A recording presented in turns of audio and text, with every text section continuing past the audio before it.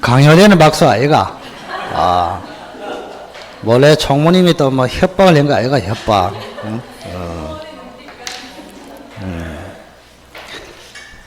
자, 저쪽에.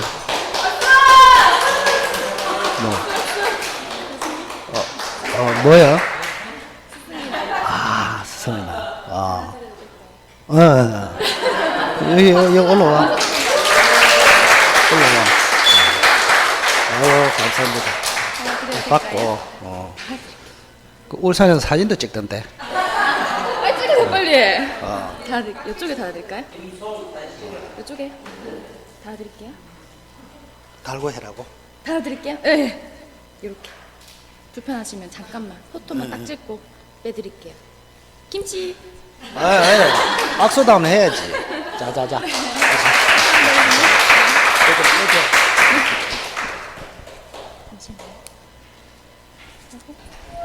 전달. 됐어. 저희 양아이랑 같이. 아, 같이요. 네. 아이고, 감사합니다. 감사합니다. 네, 과감한 박수. 감사해요. 아유, 최고다, 최고. 멋지다. 감사합니다.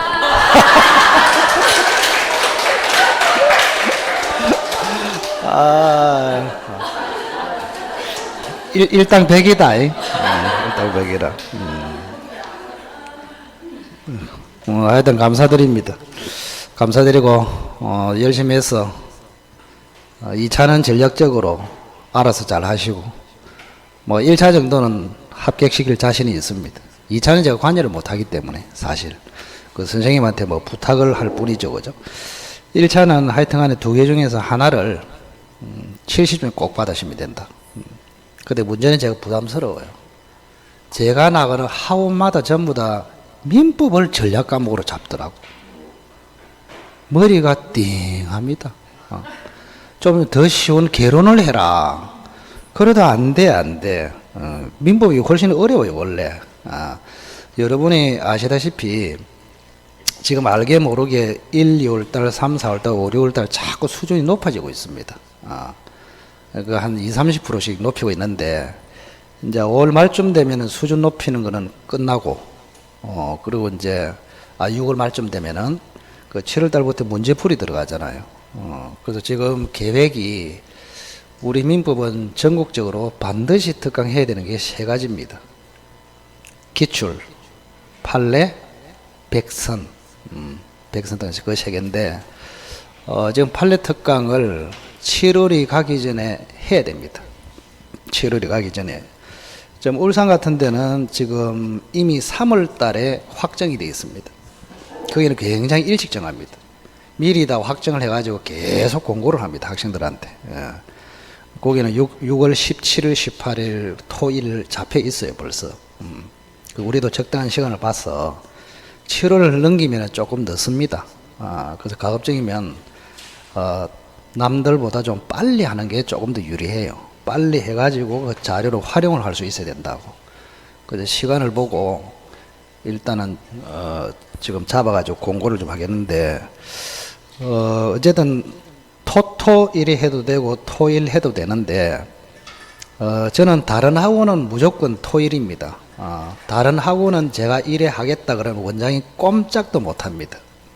전혀 반기를 못 듭니다. 학생도 마찬가지고. 근데 우리 학원은 제가 여기서 굉장히 연약한 사람이 됩니다. 여기 오면은. 그 학생들의 그 의사를 반영해서 지난번에도 토토 했잖아요. 맞죠? 다른 학원은 좀 더 토일 했는데, 그거는 보고 여러분이 원하는 대로 할 테니까, 어쨌든 간에 많이 들을 수 있는 방향으로 하는 게 좋잖아요. 그죠? 그 토토를 하려면은, 다른 학원이 정하기 전에 빨리 정해야 돼. 2주를 뺏기잖아요. 어떻게 보면은, 그죠? 토일 하면 한 주가 뺏기는데. 그래서 그거는 반장님 나중에 한번 의사를 물어보고 빠른 시간 내 할 수 있도록 그렇게 하시기 바랍니다. 자, 저기 보면은 취소의 효과가 있거든요. 그 효과는 좀 따로 한번 보겠습니다.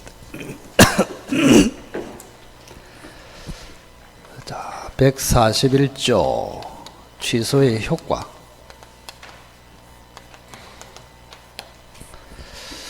자, 우선은 갑이라는 사람이 토지를 을에게 지금 1억으로 뭐 1,000만 원 합시다.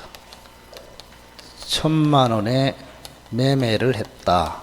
3월 1일 날 이렇게. 그러면 토지가 넘어갔고 1,000만 원이 이쪽으로 왔습니다.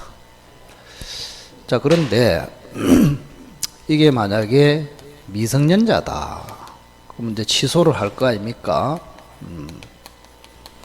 취소를 하면은 소급적 무효가 됩니다. 무효가 되면은 을이 토지를 부당이득, 갑은 1,000만 원 부당이득. 그럼 부당이득으로 반환을 해줘야 된단 말이야.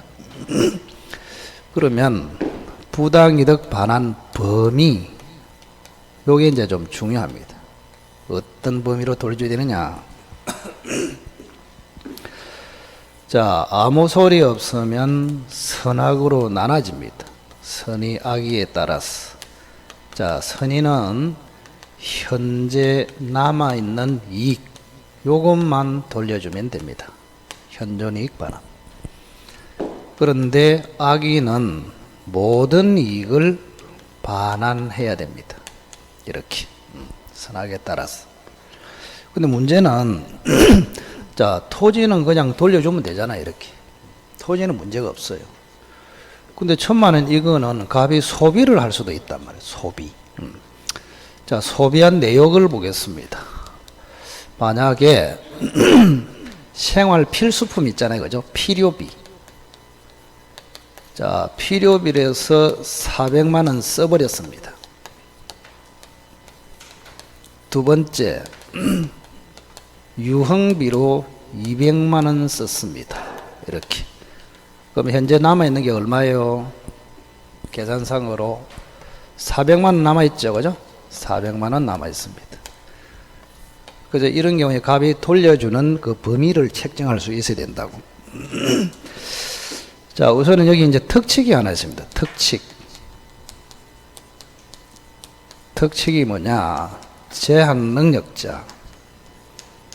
미성년자는 반환할 때로 특혜를 봅니다. 선악을 불문하고 무조건 현존이익만 돌려줘도 됩니다. 이렇게. 자, 미성년자는 부당이득 반환할 때도 선악을 따진다, 안 따진다, 안 따진다. 무조건 현존이익 반환. 이렇게 됩니다.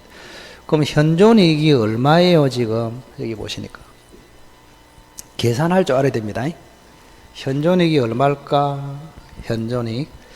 자, 현존이익은 계산할 때 정말 남아있는 돈과 필요한데 쓴 돈까지를 현존이익이라 합니다. 이렇게. 뭐라고 했습니까? 현재 남아있는 돈과 필요한데 쓴 돈. 사치나 낭비는 제외합니다. 아시겠죠? 그래서 보탬은 얼마요? 800만 원. 800만 원이 현존이익이다. 그래서 800만 원 돌려줘야 됩니다. 미성년자는. 자, 그래서 사치비나 유흥비는 현존이익에 들어간다, 안 들어간다? 안 들어갑니다. 그러면 여러분이 만약에 갑한테 조언을 하려면 어떻게 하면 됩니까? 미성년자한테. 그 술 다 못 부라 이러면 되잖아요. 1,000만 원째 다 못 부라. 그럼 유흥비로 다 나갔죠. 현존이익이 있습니까? 없습니까? 없어. 그러면 안 돌려도 된다고. 그래, 저런 놈이 있으면 술 다 못 부라 이렇게 이야기를 해주라고. 자, 그거 한번 보시고. 자, 그 다음에 뭐를 보느냐. 반대로 추인을 보겠습니다. 61페이지 한번 보세요. 61페이지 추인. 자, 조금 전에는 무효행위의 추인을 봤거든요. 여기는 취소할 수 있는 법률행위 추인입니다. 자, 지금까지 배운 추인은 3개 있습니다. 무권대리 추인, 무효행위 추인, 취소할 법률행위 추인, 그 3가지. 그 중에서도 이게 가장 중요합니다. 취소할 법률행위 추인, 매우 중요하죠. 자, 역시 갑이라는 사람이 토지를 을에게 지금 1억으로 매매를 합니다. 이렇게. 그런데 16세더라 이 말입니다. 그러면 제한 능력자는 취소할 수 있습니다. 취소할 수 있다. 자, 아직 취소는 안 했습니다. 그러면 취소를 안 했으면은 현재는 매매는 유효입니다. 유효인데 취소를 하면 무효로 가죠. 그래서 확정 유효가 아니고 유동적 유효입니다. 이렇게. 자, 아까 허가 전의 매매는 유동적 무효로 했죠. 여기는 유동적 유효. 개념을 잘 잡아야 된다. 그럼 여기서 이제 두 가지로 갈라진다. 그 말입니다. 취소를 하면 확정 무효. 취소를 포기하면 확정 유효. 이렇게 됩니다. 두 가지로 갈라진다. 확정 무효, 확정 유효. 적어 놨을까요? 확정 무효, 확정 유효. 이렇게 갈라진다. 그러면 취소를 포기하겠다. 이거를 추인이라고 한다. 이 말입니다. 자, 그러면 개념을 잘 잡으셔야 됩니다. 자, 여기 추인 이름이 뭐라 했다? 취소할 법률행위 추인. 그렇게 했잖아요. 그러면 하나 물어볼게요. 이거 쳐다보면서. 자, 요 추인은 취소한 후에 추인합니까? 취소 전에 추인합니까? 그걸 알아야 돼. 그러니까 지금 취소할 수 있는 상태에서 취소로 가거나 추인으로 가거나 이래 한단 말이에요. 그럼 요 추인은 취소 후에 하는 겁니까? 취소 전에 하는 겁니까? 취소 전에 하지. 자, 보세요. 이미 취소를 해버리면 무효가 돼버리잖아요. 그 무효가 돼버린 거는 그때는 무효행위 추인으로 해야지. 그래서 핵심은 이 추인은 취소하기 전에 추인한단 말이에요. 오케이? 그래서 이 추인은 유동적 유효를 확정 유효로 만드는 추인입니다. 정확하게 아셔야 된다. 뭐라고 했습니까? 유동적 유효를 확정 유효. 다른 거는 전부 다 무효에서 유효로 이래 되거든요. 근데 여기는 유효에서 유효로, 다만 유동적에서 확정으로 이렇게 바뀐단 말이에요. 정확하게. 그래서 이때 추인은 취소하기 전에 추인이다. 요게 포인트라고. 취소하기 전에 추인. 이렇게. 자, 그러면 조금 전에 요거는 공부를 했단 말이야. 그죠?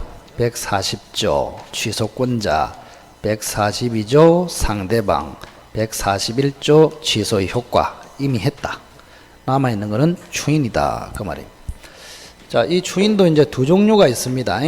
하나는 임의 추인이라고 있습니다. 임의 추인. 하나는 법정 추인이 있습니다. 임의 추인, 법정 추인. 자, 요거는 말로 하는 것입니다. 취소를 포기하겠습니다. 취소 안 하겠습니다. 이거를 임의 추인. 법정 추인은 말로 하는 것이 아니고 법에 정해놓은 사유가 있으면 자동으로 추인이 됩니다. 법정 추인. 이게 훨씬 더 중요합니다. 만약에 시험 나오면 90%가 여기서 나옵니다. 법정 추인. 자, 우선은 그럼 요 두 개 차이를 조금 알아야 됩니다. 차이와 공통점을 알아야 된다. 이 말입니다.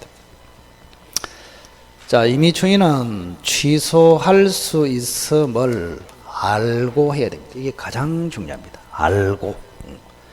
취소할 수 있음을 알면서도 취소 안 하겠다. 이래 해야 추인이 됩니다. 근데 법정 추인은 전혀 필요 없죠. 알 필요가 없어요. 그냥 법에 정해진 6가지 사유가 생기면 자동으로 추인이 됩니다. 이렇게.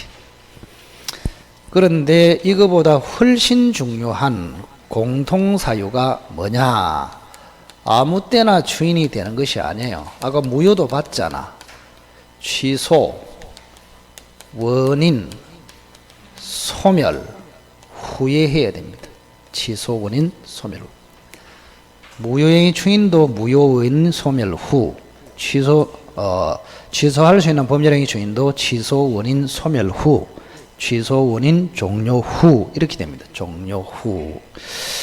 자, 그러면 취소 원인 소멸이 뭘까? 쉬워.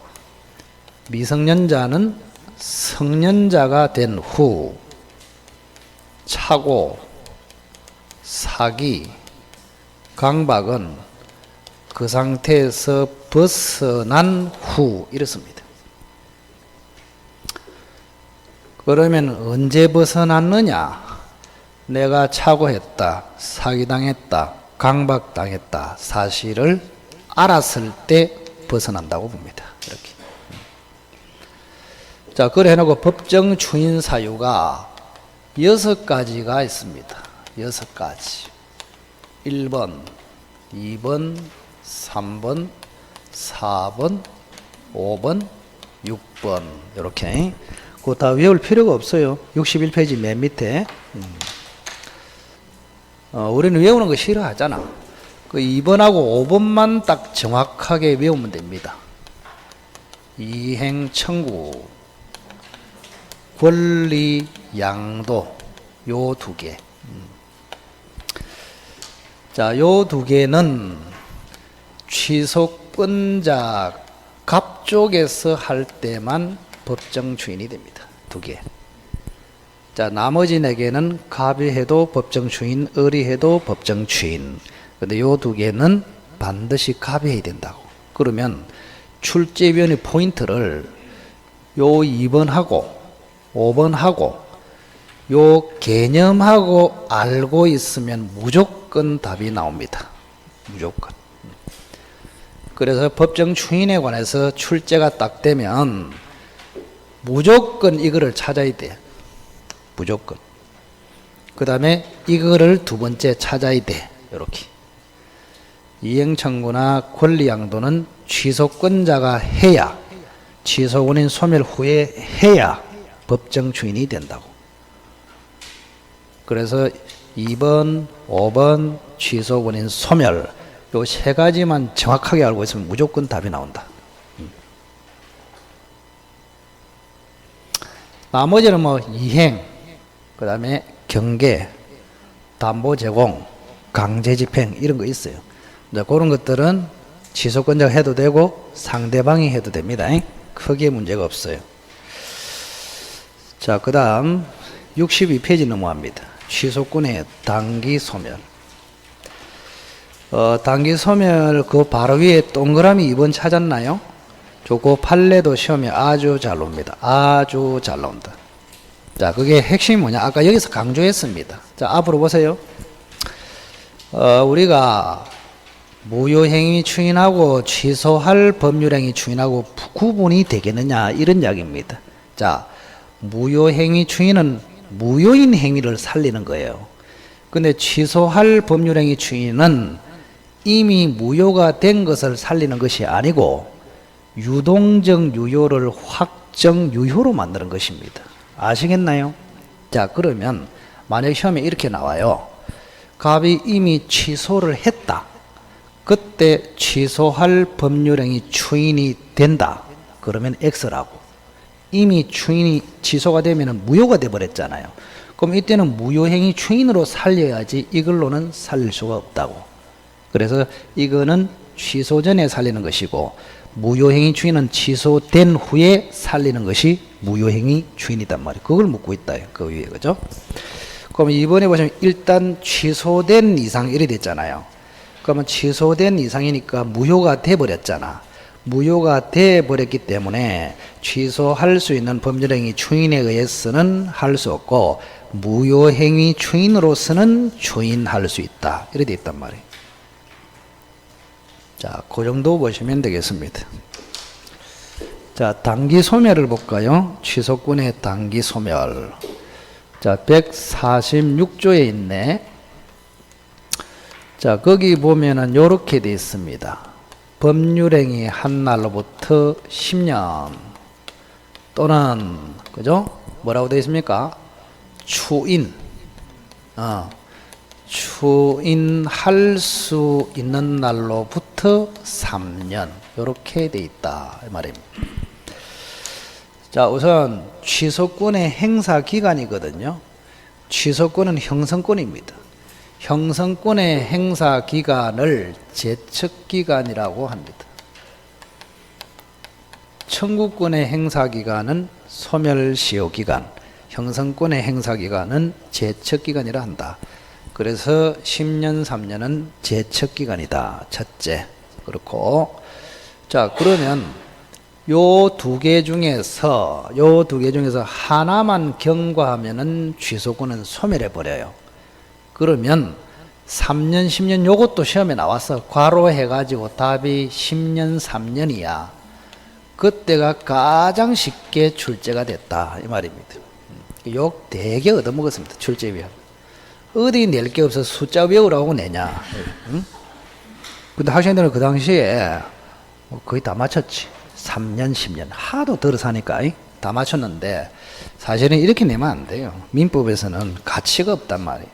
그 3년, 10년이 중요한 것이 아니고 요 기산점이 중요하다고. 추인할 수 있는 날로부터 3년. 그럼 같은 말이 뭐예요? 같은 말. 취소 원인 종료된 날. 같은 말, 아니? 그래서 조심해야 될 것은 취소할 수 있는 날 그래 버리면 끝장이다고 요렇게 하면 안 된다고. 자, 그 정도만 좀 정리를 하시면 되겠다. 자, 그렇게 보시고, 자, 그 다음에 거기 보시면 4번에 2번 보세요. 취소의 결과로 발생하는 부당이득 반환 청구 고려되어 있습니다. 자, 예를 든다면 여기 한번 봅시다. 지금 갑이라는 사람이, 자, 그 별로 어렵지 않습니다. 어렵지 않는데 설명을 안 들으면은 어렵게 보입니다. 그게. 자, 1억으로 매매를 해서 넘어갔습니다. 이렇게. 당연히 1억 있죠. 이렇게. 그런데 을로부터 사기당했다. 사기당했어. 그러면 이 매매를 취소할 수 있습니다. 이렇게. 그럼 취소는 매매한 날로부터 몇 년입니까? 10년. 10년이 지나면 취소할 수 없어요. 10년이 지나면. 자, 그러면 한번 연습해 보자. 여기가 10년이라고. 10년. 계약한 날로부터 10년 안에 취소를 지금 해야 된단 말이야. 그러면 여기서 지금 5년 차에 취소했어. 5년 차. 자, 5년 차에 취소를 해버리면 매매가 무효로 됩니다. 매매가 무효로 되면은 을은 부당이득을 하고 있다. 그럼 갑은 을에게 토지 반환 청구 해서 찾아옵니다. 그러면 취소로 인해서 생긴 부당이득 반환 청구도 10년 안에 해야 되는가 이렇게 묻고 있단 말이에요. 자, 우리 민법에는 분명히 계약을 한 날로부터 10년 안에 취소하라 이렇게 돼 있어요. 취소하라 돼 있지 취소를 함으로써 발생하는 부당이득 반환 청구도 10년 안에 하라 이렇게 안 돼 있습니다. 그러면 자, 5년 차에 취소했어요. 취소했다고. 그럼 부당이득 반환 청구도 10년 안에 하라 그러면 나머지 이제는 5년이 남아있단 말이에요. 맞죠? 5년 안에 지금 토지 반환 청구도 해야 됩니다. 근데 여기는 문제가 생겨버려요. 자, 취소도 10년 안에, 취소의 결과로 태어나는 부당이득 반환 청구도 10년 안에 같이 하라 그러면 만약에 물어봅시다. 10년이 되기 전 1초 전에 취소했다 칩시다. 취소는 되잖아요. 10년 안이니까. 10년이 되기 전 1초 전에 취소했다. 그러면 이 취소로부터 발생하는 부당이득 반환 청구도 10년 안에 하라 그러면 몇 초 남았습니까? 1초 남았잖아. 1초 안에 어떻게 이걸 청구하냐고. 그나마 이 갑이라는 사람은 그래도 괜찮아요. 응? 1초 전에 취소하면서 바로 토지내 이래도 되잖아. 근데 을도 지금 1억에 대해서 부당이득 반환 청구를 해야 되잖아. 그럼 을조차도 1억을 반환 청구하는 것이 1초밖에 안 남았다. 그러면 을은 내 갑의 1억 입을 보고 있어야 됩니다. 취할까 싶어서. 취할 때 1억도 이래야 된단 말이에요. 그 이론적으로는 안 맞다 이 말이죠. 그래서 10년이 임박해서 취소를 해버리면 취소의 결과로 발생하는 부당이득 반환 청구의 기회가 박탈이 돼버린단 말이에요. 그래서 우리 판례는 어떻게 보느냐, 부당이득 반환 청구는 취소한 때부터 다시 10년에 시효에 걸린다 이렇게 봅니다. 아시겠나요? 어떻게 돼요? 판례의 취지를 잘 알아야 된다. 자, 부당이득 반환 청구는 판례는 어떻게 취소한 때부터 10년의 소멸시효, 그 10년 안에만 다시 부당이득 반환 청구를 하면 된다. 굉장히 중요한 판례. 자, 그 다음 조건으로 넘어갈까요? 조건. 자, 우선은 조건에서는 기본기가 좀 튼튼해야 됩니다. 조건. 첫째, 조건은 불확실해야 됩니다. 불확실. 발생할지 안 할지가 불확실. 만약에 확실하면은 기한이 돼버립니다. 기한. 여러분이 올해 합격할지 안 할지 확실합니까? 불확실합니까? 불확실. 그래서 조건이 됩니다. 그 다음 두 번째, 장래의 사실이 돼야 합니다. 장래의 사실. 네가 1년 전에 합격했다면 이거는 조건이 아니야. 올해 10월에 합격하면 그게 조건이라고. 장래에 돼, 장래. 그래서 과거의 사실은 조건이다, 아니다? 아닙니다. 조심해야 된다고. 그 다음 세 번째, 조건이 되려면 사람이 임의로 붙여야 합니다. 네가 합격하면 이렇게. 따라서 법에 붙어 있는 법정 조건은 조건이 아닙니다. 가장 조건이라 합니다. 가장 조건. 그 다음 네 번째, 조건이 되려 하면은 조건으로 하려는 의사와 동시에 표시를 반드시 해줘야 됩니다. 이렇게. 만약에 아버지가 아들에게 네가 합격하면은 차를 한 대 주겠다. 합격하면은 그건 조건 아닙니까? 그죠? 근데 아버지가 그거를 마음속에만 그렇게 가지고 있죠. 아들한테 말을 안 했어. 그럼 조건이다, 아니다? 아닙니다. 말을 해야 된다고. 그래서 만약에 표시를 하지 않고 마음속에만 있다면 이거는 조건이 아니고 동기에 불과합니다. 이렇게. 자, 조건 특징을 딱 기억하시고. 그 다음 마지막으로, 조건은 법률행위 성립에 붙이는 것이 아니고 이미 성립된 법률행위의 효력에 붙이는 것이 조건입니다. 효력. 성립에 붙이는 것이 아니다. 자, 그래 해놓고 뒤로 넘겨보세요. 64페이지. 자, 조건의 종류 해가지고 진한 부분이 좀 신경 써야 할 부분입니다. 진한 부분은 거의 다 판례입니다. 판례. 자, 약혼 예물의 수수는 혼인 불성립을 해제 조건으로 하는 정여다. 이게 판례요. 약혼 예물의 수수는 이혼이 아닙니다. 핵심이 혼인 불성립을 해제 조건으로 하는 정여다. 약혼 예물의 수수. 간단하게 이야기하겠습니다. 갑이 시어머니 될 사람이다. 을이 며느리 될 사람입니다. 아직 며느리 아니에요. 결혼 안 했기 때문에. 그래서 약혼 예물을 시어머니가 준단 말이야. 얘한테. 그럼 이거를 이제 어떻게 해석할 것이냐 이 말입니다. 약혼예물의 정여. 일단은 공짜로 주기 때문에 정여입니다. 정여. 공짜로 주기 때문에. 근데 정여인데 시어머니가 반지를 줄 때는 어떤 생각으로 줬겠냐 이 말입니다. 자, 잘 보세요. 혼인 불성립. 혼인 불성립을 해제 조건으로 준 것이다. 그래서 지난번에 제가 정지 조건, 해제 조건은 정확하게 무슨인지 알아야 푸뜩 무슨 말인지 알아듣는단 말이에요.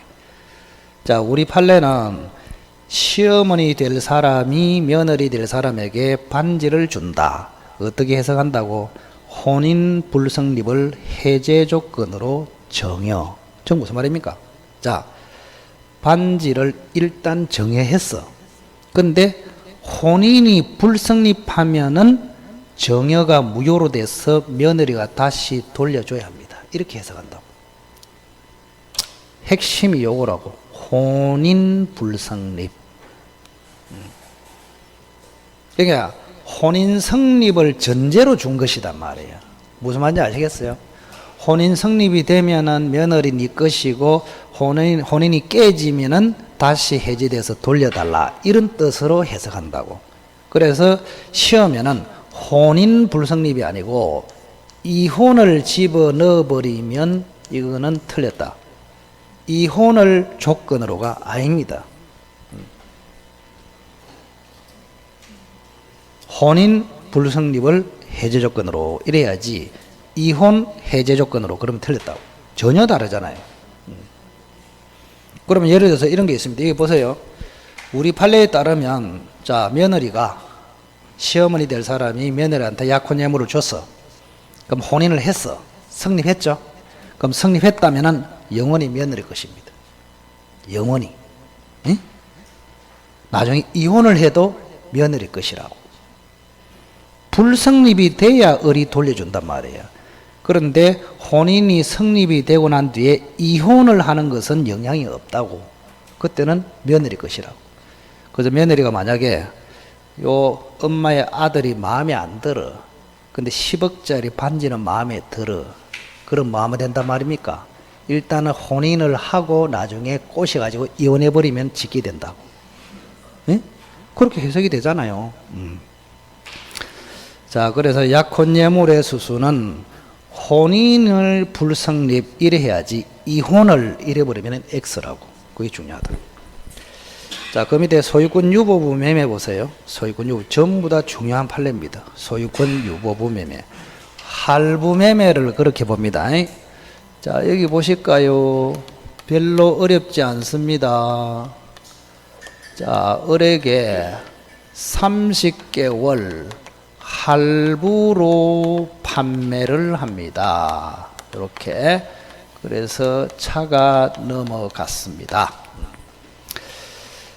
자, 우선은 잘 보세요. 지금 할부로 매매를 했단 말이야. 그럼 소유권이 현재 어디에 있을까요? 요거는 현대자동차고 요건 고객이야. 30개월 할부로 매매해가지고 지금 차를 운전하고 있어요. 누가 소유자일까요? 법적으로. 예, 할부금을 완납하면은 을이 소유자. 완납이 되기 전에는 갑이 소유자. 그럼 주로 아직까지는 완납이 안 됐을 거 아닙니까? 그러면 소유권은 갑에게 있죠. 그래서 이 갑이라는 현대자동차에서는 소유권을 자기에게 남겨둔 채 차를 넘겨줬다. 이래서 이거를 소유권 유보부 매매 이렇게 부른단 말이에요.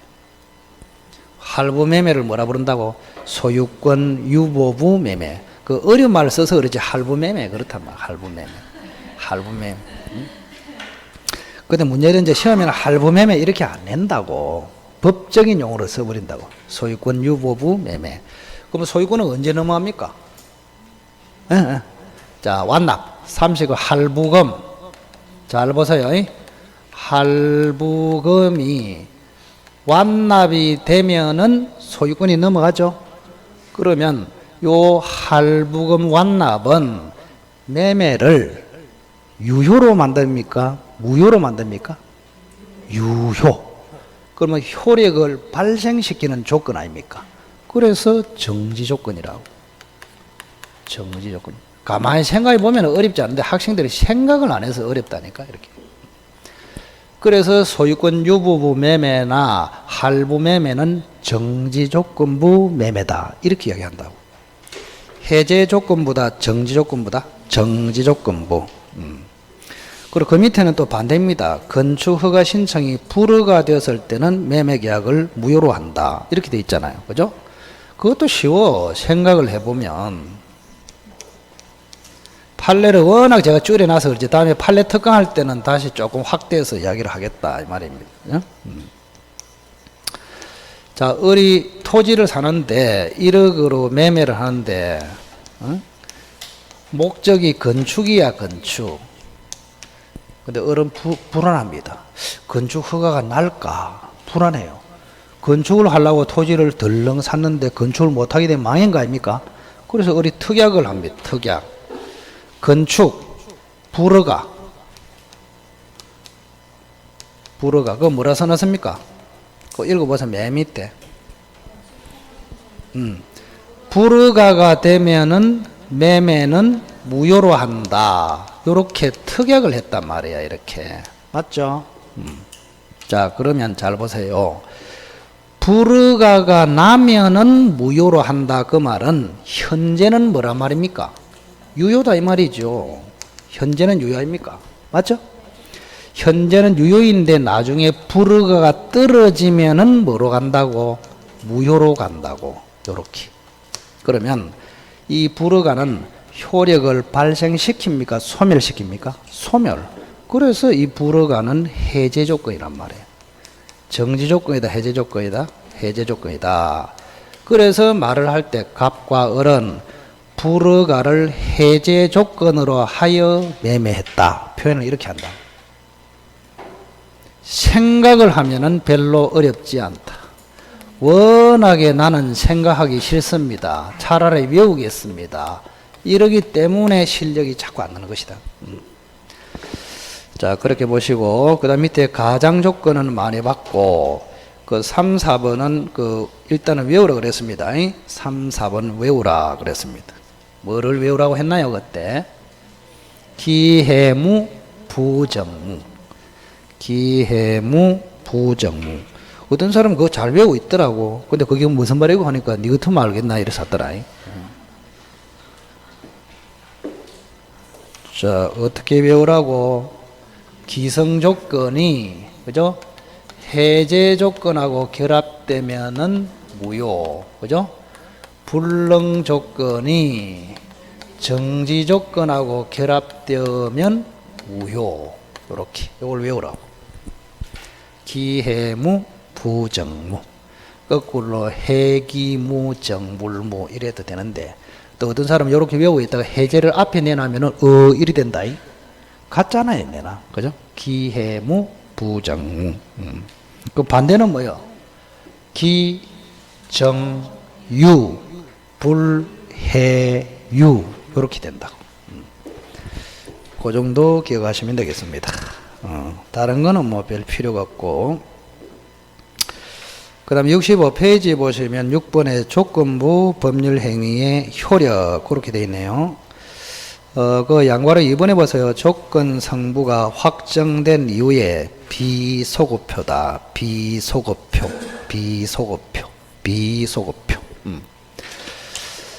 자, 요런 겁니다. 여기 한번 보세요. 갑이 차를 가지고 있습니다. 차를. 자, 을에게 정해하겠다, 이렇게 했습니다. 자, 합격하면, 네가 올 10월 달에 합격하면 10월 30일 날, 올해 10월 24일이죠. 시험 24일 아닙니까? 마지막 토요일 28일. 10월 28일에 합격하면은 차를 주겠다, 이렇게 했단 말이에요. 그죠? 자, 그러면 지금 합격자 발표가 한 달 뒤에 났거든요. 1월 28일 날 이래 됐단 말이야. 합격했다 칩시다.